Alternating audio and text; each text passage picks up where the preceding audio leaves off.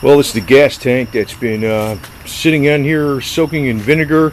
I had 2 gallons of vinegar in it for about a week, and then I put about 6 gallons of vinegar in it it's a 10-gallon tank.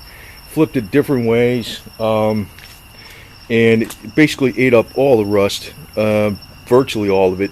And the stuff I'm putting in it is actually able to go over some rust. So what I'm going to do is I'm going to show you what the inside of the tank looks like, if I can get that. How's that? Pretty freaking clean, huh?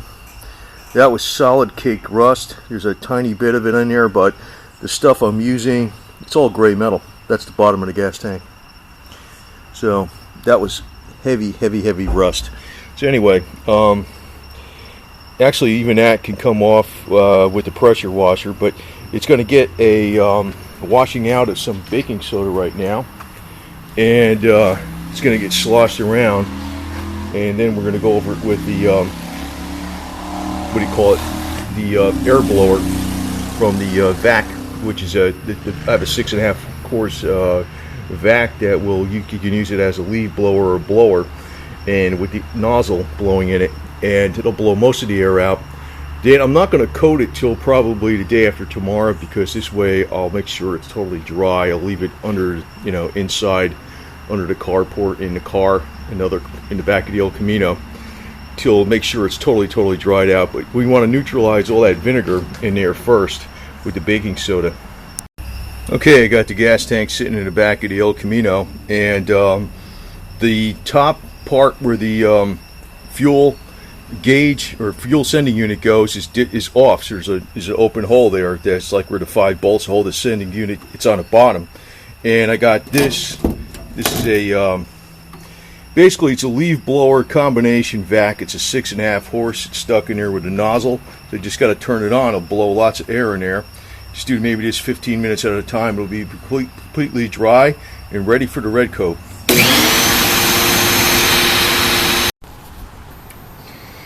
Yeah, this is the RedKote stuff, and it's going to be going in the gas tank. But first thing I'm going to do is, this is the gas tank here, is my little 10-gallon tank. I'm going to put a little bit down this, it's a vent tube, and this is the fuel pickup here, because there's probably a little rust in that line, and I'm going to have to blow a little air through it. You're not supposed to blow air through it while this thing's drying, but I want to make sure it doesn't get clogged up. But I want to make sure this line, which is a vent tube, and this line, which is the fuel pickup, stay completely rust free on the inside of the metal lines. And just gets poured in here. The tank is totally dried out, and you can reuse this stuff. What happens is you just swirl it around, you turn the tank all different ways. It coats the tank. It's all perfectly gray clean inside. There's no dirt in there whatsoever. And when it's done, you get all of it out, and you just pour it back in a container, and you can reuse it. So a quart easily covers this gas tank. And just to see, that's pretty clean. It goes over rust, and you can see the only rust I got, it's not even rust, it's a little bit like discolored metal. But that tank was rusty as all hell, and it's clean. So we're going to coat it up right now. It's got a 12-hour drying time, and I'll probably let it sit for several days actually before I put gasoline in it. Then I'll actually be able to use the Jeep, and I'll probably install that Toyota carburetor next, right after that this is installed. But we got our trailer hitch and our skid plates all coated with truck bed liner and rust killing primer, so everything is all set. And just to see what it looks like, well, let's see if I can get a light down in here this way. Damn it. I guess the camera doesn't pick it. It looks red. That's what it looks like. That's what I call a RedKote. But you can see it's all coated inside, and this little tank took about a quart. So if you got a big 20-gallon tank or more, you need 2 quarts. But it's all coated, and that's the drain plug that's out of there. So just got to let it dry, and not much is left over. So that's what it took. And Now that it's coated and dry storage, I'm going to give it a few days to be safe. It'll last for decades because it's done right. It's done right. It's been chemically cleaned. It's going to stick. Yeah, that's what the inside of the gas tank looks like. It's pretty hard to see. It's red coated. That's what they call it, red coat. So it's got a coat of red coat all over it. So there you go. Yeah, just make sure it's dry. You're going to put the blower in here for a while. A lot of air coming out. So that'll make sure it's dry. I'm going to give it about probably 2 days at least. Okay, so I'm getting ready to install the fuel sending unit, and I already verified that it works because what I did was I plugged the wire onto the end here and turned and moved this float up and down, and I saw the gauge on the inside of the vehicle go up and down. So when the float goes up like that, the gauge went full, and when the float went down like that, the gauge went down. So that when it was hooked up, so I realized the float was bad. Now this has a rubber gasket on it, so you don't need to use any kind of sealant or anything like that. You can notice there's a little lip that fits in this little channel around here, and it just goes in here. It only goes in one way actually, so you can't screw it up. The bolts only line up one way, so that's the deal. And also the little screws on here, I use some heavy grease so they don't get all screwed up. In other words, rusted solid. Yeah, and I put a little chassis saver over it, being careful not to get to contact, because not that this gets wet really too much, but these bolts are starting to rust, and once the protective coating's off it, you want it, and especially you want them coated with something so they don't rust anymore, and so you can get this off sometime in the future if it ever has to be taken off again. And right where this connects into there, you got to be careful where that rivet doesn't rust, because moisture will accumulate up in there. So it's got chassis saver on it, little attention to detail, so stuff will last longer. Yeah, before I put the gas tank up, I'm going to make sure I get everything where I even think there might be a hint of rust starting. Hit it with some of this rusty metal primer. Then I'm going to go over it with truck bed lining. Basically, there's no rust on this damn thing, and that's because it's been kept after. And there was just like a slight amount of surface rust in a couple spots. Basically along the seams, edges, real little bit. And what I want to do is, well, actually, back in here there was a little bit, so I took care of that. I'm going to get it with the truck bed lining after this, and then let it dry, put the gas tank up, and then actually it's all this attention to detail that kept this damn thing from rusting out, and it's a pain in the ass. And sometimes I would have had zero rust if I really would have been paying attention to it all the time, but I haven't been. But it's absolutely damn good for considering this is an 85 Suzuki. If you look around at most of them, they got a lot of rust. Now to use the strongest spray can stuff I know that can really stand up to the weather and the rocks and any kind of crap thrown at it is truck bed lining. And so basically anywhere I put down the rusty metal primer, which this stuff should stick to it very well, and just put some on there.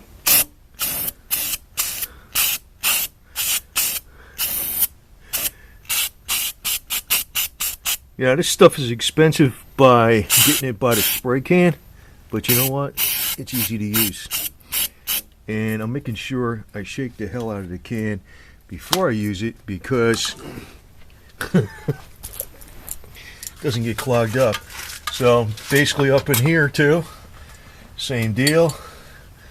And this junk is going to last. So let's go ahead and do this underneath here. So, the point is, to get it done, and it's better to do things in pieces, because if you divide it up into a big job into pieces, you could do it right in pieces. It made me more money to do it this way, but it's a hell of a lot less money to do it this way than it is to fix rust later on. So if you know what I mean, right? You want to make sure it's protected well, and this junk This junk will do it, man. I'll tell you what. I wish they had this stuff a long time ago, man. It would have been great. But hey, you know, new products for a new age, right? Well, the gas tank's getting ready to go back up. This is a very lightweight gas tank. It's you know, it's just like a little Tonka toy, but basically that's the beauty of a Samurai, because it's so lightweight. It takes a little bit of fuel, gets in places other places vehicles don't. So before I put this in, you know, I take the bolts, put a little chassis grease on them, even the where the tubes go into freaking hoses and where they thread in and stuff. Now this one, this tank, this is capped off because it's an SJ413 Jimny 1300, whatever the hell it is. It's on an actual Samurai. This is a Samurai replacement tank that I had in here from some years ago. And I just got to lift it in place and bolt it up to the where it bolts up. That's all. Okay, so the gas tank is up with the skid plate and this trailer hitch, which is trailer hitch has got a weird design because it goes right over the outlet for where you drain the gas tank, and nothing you can do about that. But I just want to point out again, you know, you're better off taking your time. If you're doing this yourself, I always used to like using this rusty metal primer stuff. It's just some spray can enamel. It goes right over rust, but you know, you keep it clean, but if there's a little bit of surface rust, this stuff really stops it. That junk really works. Truck bed lining, I used to use something else. I used to use mag wheel paint because it was very chip resistant, but I'm beginning to like this truck bed lining, even though it's expensive but you know, it's worth it because you don't have rust. And anytime you put in any bolts, I use some heavy grease. So this whole deal underneath here is pretty much, you know, there's a little bit of dirt on it but it's all impervious to you know, rust. And you can see right here, right there, basically is where the drain hole is, and this bar goes right over it, which is stupid. But I don't know if that's a Suzuki hitch or what, but I'm still want the trailer hitch in here. But also there's a metal line, the fuel line itself. I don't know if you can see it, but this thing was actually this simple gas. Yeah, you can't see it. The metal fuel line, it screws on. You want to actually disconnect the fuel filter and screw that fuel filter line on loose, and then put it up, and put up one side of the tank at a time.